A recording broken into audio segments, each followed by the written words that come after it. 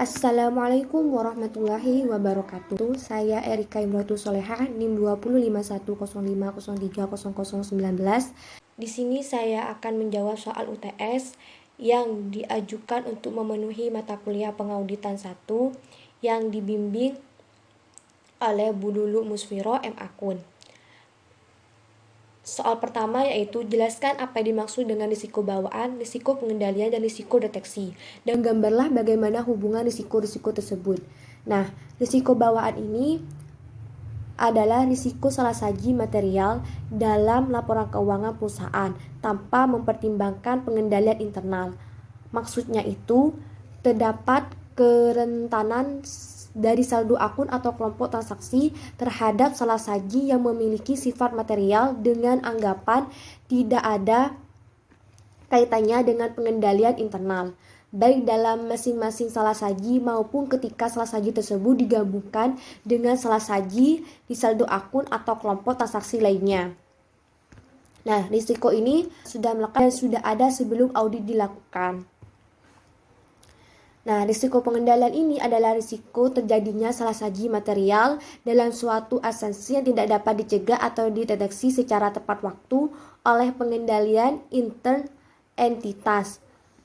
Maksudnya itu, salah saji dapat terjadi di dalam saldo akun atau kelompok transaksi yang bersifat material, baik untuk masing-masing salah saji maupun ketika salah saji digabungkan dengan salah saji di saldo akun atau kelompok transaksi lainnya yang tidak dapat dicegah atau dideteksi dan dikoreksi secara tepat waktu menggunakan sistem akuntansi dan sistem pengendalian internal.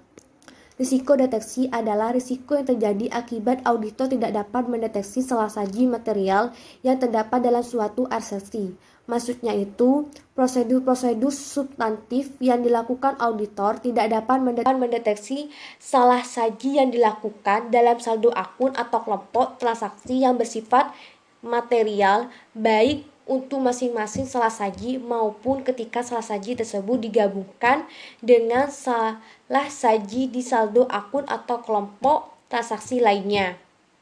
Nah, di sini ini ada gambar tentang hubungan antara risiko bawaan, risiko pengendalian, dan risiko deteksi. Hubungan antara risiko bawaan dan risiko pengendalian dan risiko deteksi ini, risiko bawaan dan risiko pengendalian itu sangat berbeda dengan risiko deteksi. Kedua risiko yang disebut terdahulu ada, terlepas dari dilakukan atau tidaknya audit atas laporan keuangan. Sedangkan risiko deteksi ini berhubungan dengan prosedur audit dan dapat diubah oleh keputusan auditor itu sendiri. Dalam hubungan risiko-risiko ini terdapat hubungan terbalik di antara risiko deteksi dan gabungan dari risiko bawaan dan risiko pengendalian. Misalnya, risiko bawaan dan pengendalian cukup tinggi. Kebutuhan risiko deteksi yang dapat diterima cukup rendah untuk mengurangi risiko audit pada tingkat rendah yang dapat diterima. Dengan kata lain, ketika risiko bawaan dan risiko pengendalian cukup rendah, auditor dapat menerima risiko deteksi yang lebih tinggi dan masih dapat mengurangi risiko audit pada tingkat yang rendah yang dapat diterima. Nah, untuk mengurangi risiko audit pada tingkat rendah yang dapat diterima, maka dibutuhkan risiko deteksi cukup rendah saat risiko bawaan dan pengendalian cukup tinggi. Sebagai contoh, jika struktur pengendalian internal efektif dalam mencegah atau mendeteksi adanya sejumlah kesalahan, maka auditor dapat melakukan pengujian substantif yang sedikit efektif. Alternatifnya, jika saldo akun lebih rentan terhadap kemungkinan salah saji, maka auditor harus menerapkan prosedur-prosedur pengujian substantif yang lebih efektif. Lebih tingginya penilaian risiko bawaan dan risiko pengendalian, maka auditor harus memperoleh banyak bukti audit dari prosedur-prosedur substantif yang dilakukan. Soal yang kedua yaitu sebutkan hal-hal yang harus dipertimbangkan oleh auditor dalam menentukan imbalan jasa profesional. Kemudian jelaskan apa yang dimaksud dengan labeling. Hal-hal yang harus dipertimbangkan saat menentukan imbalan jasa profesional audit. Yang pertama yaitu keterampilan dan pengetahuan yang diperlukan. Yang kedua yaitu tingkat pelatihan dan pengalaman dari pihak-pihak yang terlibat saat melakukan jasa profesional. Yang ketiga, waktu yang diperlukan. Yang keempat, besarnya tanggung jawab saat melakukan jasa audit.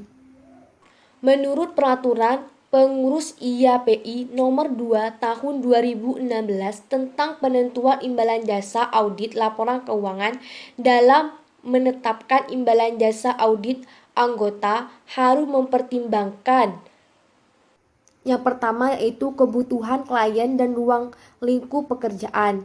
Yang kedua, waktu yang diperlukan dalam setiap tahapan audit. Yang ketiga, tugas dan tanggung jawab menurut hukum. Yang keempat, tingkat keahlian dan tanggung jawab yang melekat pada pekerjaan yang dilakukan. Yang kelima, tingkat kompleksitas pekerjaan. Yang keenam, jumlah personel dan banyaknya waktu yang diperlukan dan secara efektif digunakan oleh anggota dan sifatnya untuk menyelesaikan pekerjaan. Yang ketujuh, sistem pengendalian mutu. Yang kedelapan, basis penetapan imbalan jasa yang disepakati. Sedangkan apa yang dimaksud dengan lobbying itu? Lobbying adalah auditor menetapkan audit fee atau harga auditor yang lebih rendah ketika klien pertama kali mendaftar, yang bertujuan untuk mendapatkan klien yang lebih banyak. Kegiatan ini bukan merupakan tindakan yang tidak etis, namun bukan terdapat sejumlah ancaman terhadap kepatuhan atas prinsip-prinsip dasar yang timbul dan besarnya tingkat imbalan jasa yang ditawarkan. Misalnya, ancaman kepentingan pribadi atas kompetensi dan sikap. Kehati-hatian yang profesional muncul jika imbalan jasa ditawarkan begitu rendah, sehingga sulit bagi akuntan profesional untuk melakukan penugasan berdasarkan standar teknik dan profesional yang berlaku pada tingkat harga tertentu. Soal yang ketiga yaitu mengapa kode etik profesi akuntan atau kode etik akuntan Indonesia Publik itu diperlukan, baik akuntan publik dan akuntan internal.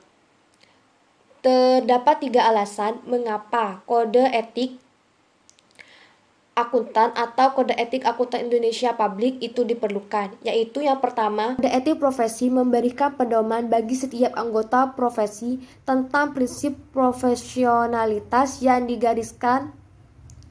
Maksudnya itu bahwa dengan kode etik profesi, pelaksana profesi itu mampu mengetahui suatu hal yang boleh dia lakukan dan yang tidak boleh dilakukan.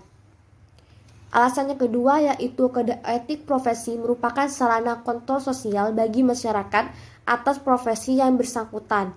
Maksudnya bahwa etika profesi itu dapat memberikan suatu pengetahuan kepada masyarakat agar juga dapat memahami arti pentingnya suatu profesi sehingga memungkinkan mengontrol terhadap para pelaksana di lapangan kerja. Alasan yang ketiga yaitu kode etik profesi mencegah campur tangan pihak di luar organisasi profesi tentang hubungan etika dalam keanggotaan profesi. Artinya itu dapat dijelaskan bahwa para pelaksana profesi pada suatu instansi atau perusahaan yang lain tidak boleh mencampuri pelaksanaan profesi di lain instansi atau perusahaan. Baik, cukup sekian jawaban dari saya, kurang lebihnya mohon maaf. Wassalamualaikum warahmatullahi wabarakatuh.